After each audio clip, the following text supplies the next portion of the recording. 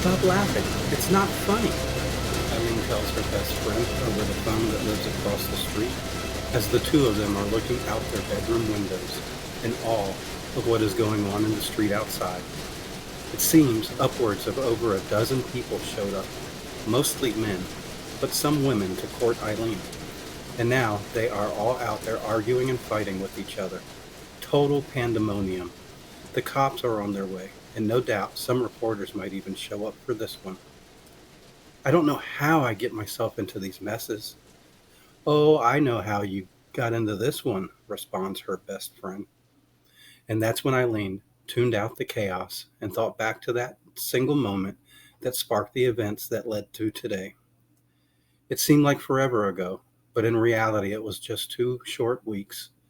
Eileen was attending a wedding one of her friends at work was having, and it was there that all this nonsense started. You see, Eileen caught the wedding bouquet, and when she did, it put in motion events that got out of control from that very get go and escalated to what we see here today. Immediately upon catching the darn thing, everyone was patting her on the back and congratulating her. It's as if she had actually done something to receive merit. But no, all she did was catch some flowers, which, according to her, she never really caught at all. They just happened to land in her lap.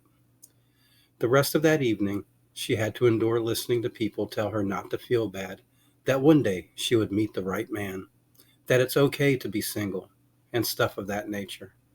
But rest assured, they always ended the conversation with trying to pawn off a phone number of a friend they know or cousin who they think would be perfect for her. By the end of the night, she had so many dates lined up, as most of these people were from work, and how could she say no? She just started her job and did not want to upset anyone. After all, they were all only trying to help in their own little way. And who knows, she might even just meet the person of her dreams. As the days passed, her phone would ring off the hook, and her answering machine was overfull with messages from suitors and courters of all types. At this point, Eileen thought she might be getting a little in over her head, but what could she do?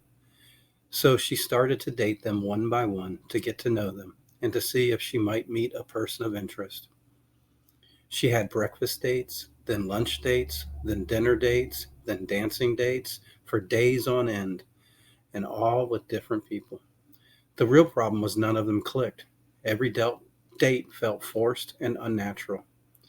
Maybe she thought because she rushed so many in such a short time, but in reality she knew that none of the people she met were the one. The only problem was none of them wanted to hear that. They all swore she just needed to spend some more time with just them and stop seeing everyone else. What they didn't understand is most of them, if not all of them, just really had nothing in common with her. And Eileen wants to be with someone that shares her that shares some of her interest.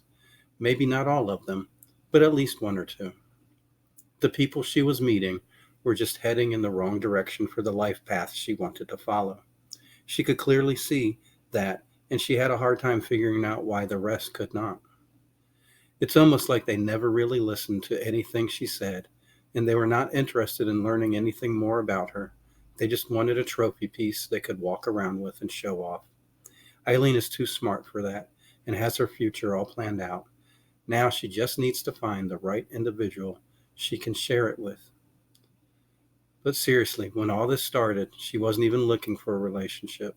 She was happy living the life she had, but everyone else had to meddle because they somehow felt sorry for her being single, and before you knew it, she had more dates than she could fit into her schedule. She just wanted it all to go away and end. This was definitely not how she pictured a romantic courtship going. Then Eileen gets an idea. Hey, you still there? Are you still on the line? Of course I am, silly. Good. I think I figured out what I want to do. Will you marry me? Eileen, seriously? I am being serious. We've known each other our whole lives. You know me better than anyone else. And we already do so many things together. I can't think of anyone else but you that I want to share the rest of my life with. Will you marry me? I will. I've always loved you, but thought you thought of me like a brother. Why? Do you think of me like a sister? Definitely not. Just then you could hear the sirens and police yelling through the bullhorns to the crowd, telling them to calm down or tear gas would be used. Hey, Eileen, this would make a great time for you to sneak out the back way. I'll pull around and pick you up. Why? Where are we going? I don't care as long as it's far away from here.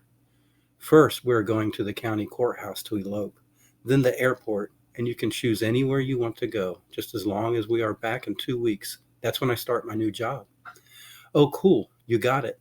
That's great, because after all this, I might not have mine anymore. Don't say that, Eileen. We'll have plenty of time to talk later. Now go. I'll meet you shortly. As Eileen was walking down her stairs, her mom and dad are staring out the front window, watching the show. Dad even has popcorn. Eileen steps on the creaky stair, and her parents turn their heads. Nice duffel bag. Where are you sneaking off to? Oh, nowhere in particular. I was just thinking about staying with a friend for a week or so until all this blows over. You don't have any friends. And that's when Mom puts it together. Did he propose? No, Ma, I did. Dad, vaguely listening, says, Did who propose? Mom, you proposed. Dad, she proposed. Eileen, yes, I proposed. Is that so hard to believe? Mom, no, dear. I thought it would have happened a lot sooner. Dad, a little edgy. Propose to whom? Mom, well, what did he say? Eileen, what do you think he said? You see me leaving with a duffel bag, don't you? Mom, oh, baby, that's so great. Congratulations. Dad, a little gritty this time. Proposed to who? Our neighbor, dear, says her mom to her dad. Now hurry, dear. Get your things. We need to go. Eileen and Dad in unison turn to Mom. Go where? With you, of course. You don't think we would let you get married without us, do you? Oh, of course not, Mommy. I love you guys. But how did you know?